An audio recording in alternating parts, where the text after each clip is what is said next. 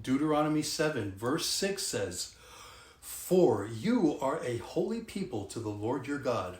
The Lord your God has chosen you to be a people for himself, a special treasure above all the peoples on the face of the earth." Now, this verse emphasizes the unique relationship between God and his chosen people, Israel, in the Old Testament. It points out three important truths that remain relevant for us today. First, the verse declares that God's people are holy. To be holy means to be set apart, to be distinct from the world and devoted to God. This separation is not based on human merit, but it's an act of divine grace. God's people are called to reflect his character through obedience, righteousness, and a commitment to his word. As Christians, we are reminded in the book of 1 Peter, which echoes this truth. It affirms that we too are a chosen generation and God's own special people.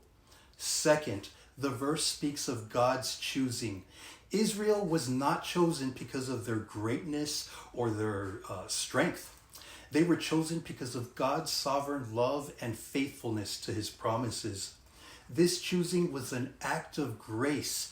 It demonstrated that salvation and a relationship with God are initiated by him, not by our own human effort. We are reminded in the book of Ephesians that God chose us in Christ before the foundation of the world. Lastly, this verse identifies God's people as his special treasure. This imagery reflects God's deep love and value for his people. To be called a treasure of God is to be reminded of our worth in his eyes. It's a call to live with the confidence and dignity of those loved by the creator of the universe. This verse challenges us to embrace our identity in God. We are invited to live lives that are set apart for his glory. We remember that our value comes from being his chosen people. This is an invitation to walk in humility and gratitude. We know that we are treasured by the Lord. Let this truth inspire your faith and encourage you to live boldly for him. May the grace and mercy of Jesus be always with you.